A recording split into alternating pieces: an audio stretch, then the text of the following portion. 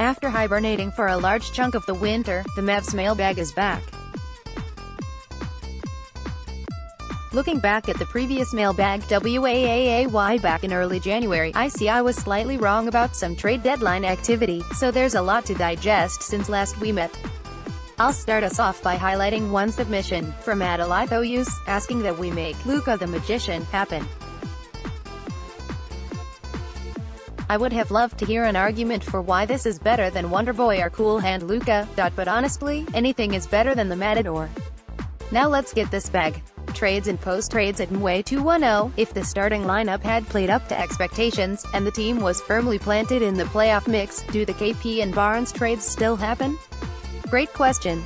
The bad and accurate answer is, my bay. The Mavericks have long been after a big fish, and been enamored with Kristaps Porzingis, so I think they were ready and willing to make that deal no matter what. And even if the Mavericks would have been playing better, I think there were enough advanced stats showing that Dennis Smith Jr. and Luka Doncic weren't a great fit. So finding a solution there would be necessary. But I'm not sure about the Harrison Barnes deal. They wanted that cap flexibility that his trade provided, but I also think they really like Barnes. And if the team would have been playing better, I think they would have seen a path to making those players work. The flip side to all of this is if they were competitive in maybe Dirk Nowitzki's final season, it would have been hard for the front office to make a big shakeup and risk ruining that for him. At Dirkside41, we have a limited sample size to make this comparison, but I tend to believe Brunson will be a better long-term player than DSJ in this league. DSJ has more talents, but I feel like Brunson will be a great system player. What do you guys think? It's early to make any sort of declaration. Unless they are a superstar, so much of a young player's success is situational, the system they are in, the players around them, the opportunity they have. And I think you need 3 seasons to fully assess. Brunson's game is great for Carlisle's system, like you suggest, and he's showing ideal growth since the trade with the Knicks. Dennis Smith Jr. still has loads of potential, a solid coach to work with in David Fizdale, and at this point, opportunity. The Knicks have a big summer ahead of them, and that could determine a lot for Smith. It's possible Brunson's role in Dallas is a little more stable for now. Summer plans and next season at Nishans. Do you see us keeping Trey Burke long-term? What kind of role does he fit into? Plainly, no, I don't think the Mavericks intend to keep Burke. He has played decently, I think, consistently, since joining the Mavs. He actually makes a lot of sense in Rick Carlisle's system as bench guard, though he isn't always given consistent playing time. The bottom line is they are investing in rookie Jalen Brunson, who has had some great games since the massive trade, which is what they should be doing. And I think they will likely re-sign JJ Barea while he rehabs. Once the starters are determined after free agency, Brunson will move to first guard off the bench. I think the real spot that would remain for Burke would be Devin Harris's, if they don't bring him back as well, and I don't think Burke would have interest in that, and would likely have more opportunity and money elsewhere. At Chris0750287004, what positions will the Mavs target in the offseason, and who are some potential targets? At Mario Delapena 23, what's more important, an off-guard to pair with Luka or a 5 that will force Porzingis over to the 4? The guard wing position is more valuable today, and the Mavericks have a need. Ideally it is someone who can hit threes off the ball and play defense on the opponent's best perimeter player.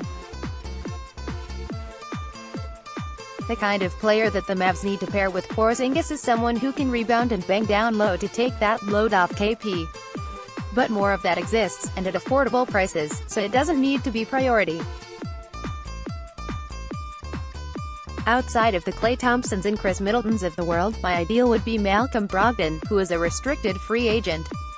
He may not be an elite defender, but he can play on the ball or off, and is a high IQ player that Carlisle would love. Prying him from Milwaukee seems difficult. We're likely to hear names like Goran Dragic, Danny Green, or Patrick Beverley. The Mavs may have to be creative. At Freed the Pet, how many All-Stars will the Mavs have next year? With Porzingis, Doncic and potentially a free agent, Mavs have a serious shot at getting at least one on the All-Star roster next year.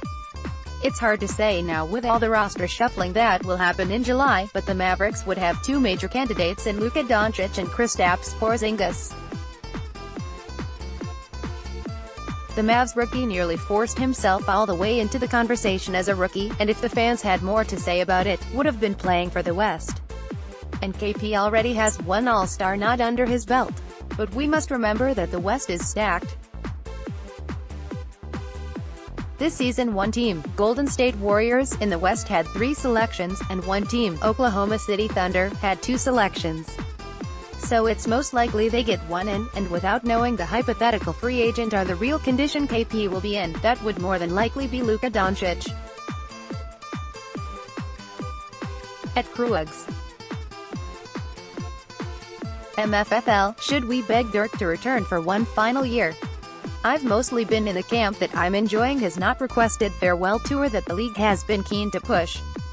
Mostly because I love the love he's getting.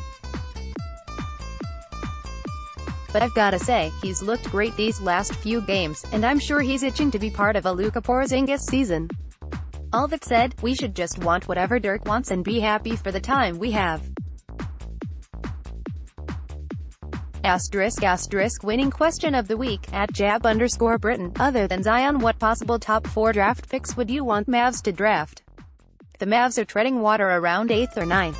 B. The lottery selection only determines picks 1 through 3, so unless the Mavs are in the bottom 5 by the end of the season, they can only keep the pick if it falls in that top 3. C. The Mavs have never moved up on lottery night. It will most likely take an act of the basketball gods for the Mavericks to keep their pick, but the holy trinity of Dr. James Naismith, Dr. Julius Erving, and Dr. Senda Berenson, look it up, has rarely bestowed much luck to Dallas. I think it's likely Dallas would trade pick 2 or 3 if they can get a decent haul of players in return. This summer's draft is inconsistent and relatively weak, and the Mavericks are determined to be taken seriously next season. But if they somehow end up with one of those 2 picks, and somehow decided to hold on to it, which I'd be inclined to do, unless you can get a star, there are 2 players I'm looking at: Jared Culver out of Texas Tech and DeAndre Hunter from Virginia. If I'm being honest, Hunter is the most interesting of the entire top 10 not named Zion.